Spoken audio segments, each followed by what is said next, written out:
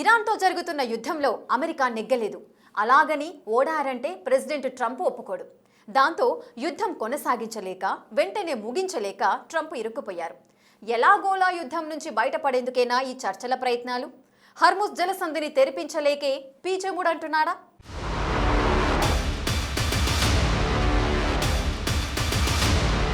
యుద్ధం మొదలైనప్పుడు ఎవరు విజేతగా నిలుస్తారో తెలియదు. కానీ రోజులు గడిచే కొద్దీ యుద్ధంలో పై చేయి ఎవరు సాధిస్తున్నారో అర్థమవుతుంది. కానీ కొన్ని యుద్ధాలు విజేత ఎవరో తెలియకుండానే ముగిసిపోతుంటాయి. ఇప్పుడు ఇరాన్ అమెరికా యుద్ధం కూడా అలాగే ఉంది.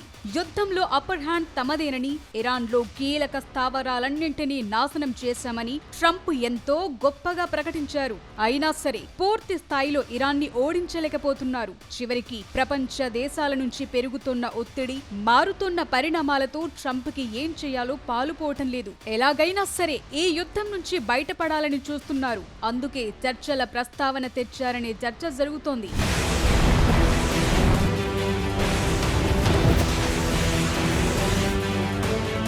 ఇరాన్ అమెరికా మధ్య నెలకొన్న ఉద్రిక్తతలు ప్రపంచ రాజకీయాల్లో అత్యంత ఆసక్తికరమైన అంశంగా మారాయి. ట్రంప్ ఇప్పుడు ఓ విచిత్రమైన పరిస్థితిని ఎదుర్కొంటున్నారు. యుద్ధాన్ని గెలవలేక, ఓటమిని ఒప్పుకోలేక అగ్రరాజ్యం అధినేత ఎంతో ఇబ్బంది పడుతున్నారు. అమెరికా లాంటి దేశానికి ఇరాన్ సైనిక సామర్థ్యం ఇప్పుడు సవాల్గా మారింది. ఎందుకంటే ఇది ఇరాక్, ఆఫ్ఘనిస్తాన్ లాంటి యుద్ధం కాదు. ఇరాన్ దగ్గరున్న అడ్వాన్స్డ్ మిసైల్ టెక్నాలజీ, డ్రోన్ల వినియోగం, భౌగోళిక పరిస్థితులు అమెరికాని ఇరకాటంలో పడేశాయి. ముఖ్యంగా ప్రెసిడెంట్ ట్రంప్ ని ఇరాన్ పై పూర్తి స్థాయి యుద్ధం ప్రకటించి ఆ దేశాన్ని ఆక్రమించడం అమెరికా ఆర్థిక వ్యవస్థకు, సైన్యానికి తలకు మించిన భారంగా మారింది. ఉన్నఫలంగా యుద్ధం నుంచి వెనక్కు తగ్గితే అమెరికా ఓడిపోయిందనే ముద్రపడుతుంది.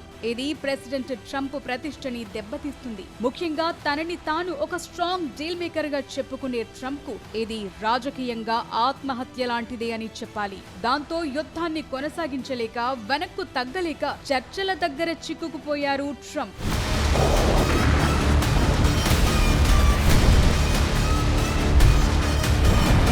మిడిల్ ఈస్టులో కొనసాగుతోన్న ఘర్షణలకు సంపూర్ణ పరిష్కారం కనుగొనే దిశగా సానుకూలమైన చర్చలు జరిగినట్లు ప్రెసిడెంట్ ట్రంప్ ప్రకటించారు. ఇందులో భాగంగానే ఇరాన్ విద్యుత్ ప్లాంట్లు, ఇంధన మౌలిక సదుపాయాలపై చేయాలనుకున్న అన్ని రకాల దాడులను ఓ 5 రోజుల పాటు వాయిదా వేస్తున్నట్లు సోషల్ మీడియాలో ప్రకటించారు. ఈ నిర్ణయం ట్రంప్ వెనక్కు తగ్గారనటానికి నిదర్శనమని ఇరాన్ సైనిక వర్గాలన్నట్లు ప్రచారం సాగింది. అయితే వాషింగ్టన్, టెహ్రాన్ మధ్య చర్చలు జరుగుతున్నాయని ట్రంప్ చేసిన ప్రకటనను ఇరాన్ విదేశాంగ శాఖ మొదట తిరస్కరించింది. యుద్ధ లక్ష్యాలను నెరవేర్చుకోకుండా ఎవరితోనూ చర్చలు జరిపే ప్రసక్తే లేదని ప్రకటించింది. అంతేకాదు, పశ్చిమాసియాలోని అన్ని విద్యుత్ కేంద్రాలు ఇరాన్ టార్గెట్ లో ఉన్నాయని తెలిసాకే ట్రంప్ వెనక్కు తగ్గారనే వార్తలు కూడా వచ్చాయి. ఇది జరిగిన కొన్ని గంటల్లోనే యుద్ధంపై అమెరికా మధ్యవర్తుల నుంచి చర్చలకు సంకేతాలు అందాయని ఇరాన్ తెలిపింది. ట్రంప్ నియమించిన మిడిల్ ఈస్ట్ రాయబారి స్టీవ్ విట్కాఫ్ ఈ వారం పాకిస్తాన్ లో ఇరాన్ అధికారులతో భేటీ అయ్యే అవకాశం ఉందని రిపోర్ట్స్ వస్తున్నాయి. చర్చలపై ప్రెసిడెంట్ ట్రంప్ ప్రకటన తరువాత ముడి చమురు ధరలు తగ్గాయి. స్టాక్ మార్కెట్లు కూడా కోలుకున్నాయి. ఓవైపు చర్చల ప్రకటనలు వస్తుంటే మరోవైపు క్షేత్రస్థాయిలో ఉద్రిక్తతలు కొనసాగుతున్నాయి. ఇజ్రాయెల్, ఇరాన్ పరస్పర దాడులు చేసుకుంటున్నాయి.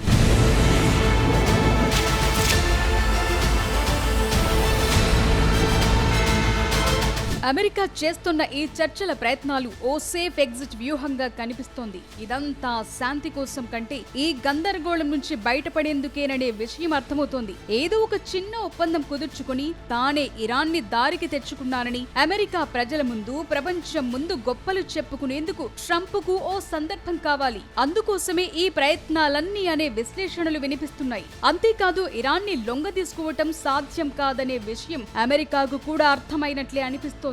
ఆంక్షల వల్ల ఇరాన్ ఆర్థికంగా దెబ్బతిన్నా ఆ దేశం అగ్రరాజ్యం ముందు మోకరిల్లటం లేదు. దాంతో హర్ముజ్ జలసంధిలో ఎదురవుతున్న సవాళ్లు ట్రంప్ ని చర్చల వైపు నడిపిస్తున్నాయి. ఇది కేవలం పశ్చిమాసియాలో శాంతి కోసం జరుగుతున్న ప్రయత్నం కాదు, ఇప్పుడున్న పరిస్థితుల్లో అనివార్యమైన రాజకీయ వ్యూహంగా కనిపిస్తోంది.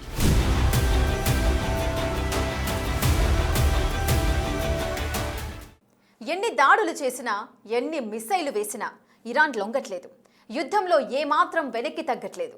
యుద్ధం మొదలుపెట్టింది అమెరికా, ఇజ్రాయెల్. అయినా ముగించేది మాత్రం తామేనని ఇరాన్ ముందే చెప్పింది. ఇప్పుడు పరిస్థితులు కూడా అలాగే కనిపిస్తున్నాయి. యుద్ధంపై చర్చలకు అమెరికా నుంచి సంకేతాలు అందాయని ఇరాన్ తెలిపింది. అయితే ఈ యుద్ధం నేపాన్ని ఇతరులపై నెట్టేందుకు ట్రంప్ ప్రయత్నిస్తుండటమే చర్చనీయాంశంగా మారింది. ఇరాన్ యుద్ధం క్రెడిట్ తీసుకునేందుకు ట్రంప్ ఎందుకు వెనకాడుతున్నారు?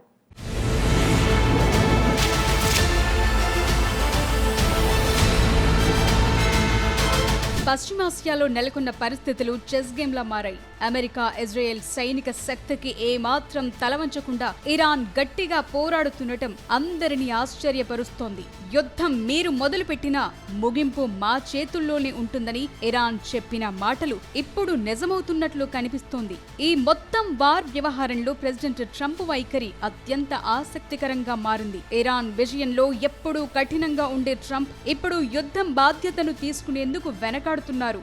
ఇరాన్ పై యుద్ధానికి సంబంధించి ట్రంప్ చేస్తున్న రకరకాల ప్రకటనలు గందరగోళానికి దారితీస్తున్నాయి. యుద్ధం విషయంలో తనపై వస్తున్న విమర్శల నుంచి తప్పించుకునేందుకు పక్కవారిపై నిందలు వేసేందుకు ప్రయత్నిస్తున్నట్లు కనిపిస్తోంది. ఇరాన్ పై దాడి చేయమని ముందుగా యుద్ధ శాఖ మంత్రి పీట్ హెగ్సెత్ చెప్పినట్లు ట్రంప్ తెలిపారు. ఇరాన్ పై మిలిటరీ యాక్షన్ కి ముందు కొందరు అధికారులతో చర్చలు జరిపానన్నారు. ఇరాన్ పై దాడికి ముందుగా పీట్ హెగ్సెత్ మద్దతు తెలిపారన్నారు. ఇరాన్ దగ్గర అణ్వాయుధం ఉండొద్దు కాబట్టి మనం దాడి చేద్దామని ఆయన అన్నారని చెప్తున్నారు.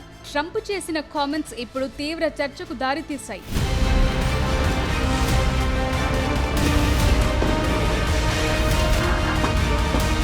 ఇరాన్తో యుద్ధంపై America vice president JD Vance కూడా ఆసక్తిగా లేరని ట్రంప్ స్పష్టం చేశారు. అంతేకాదు తమ దాడులకు ప్రతీకారంగా ఇరాన్ గల్ఫ్ దేశాలన్నింటినీ టార్గెట్ చేయడం తమను ఆశ్చర్యపరిచిందన్నారు. దీని గురించి తాము ఆలోచించలేదని తెలిపారు. మరోవైపు హర్ముజ్ జలసంధి కూడా అమెరికా గొంతుపై కత్తిలా మారింది.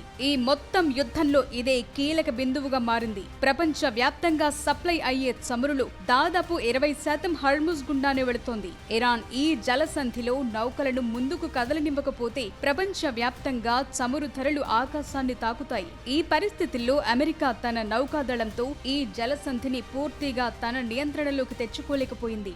హర్ముజ్ దగ్గర ఇరాన్ దాడులు అమెరికాకు పెద్ద తలనొప్పిగా మారాయి.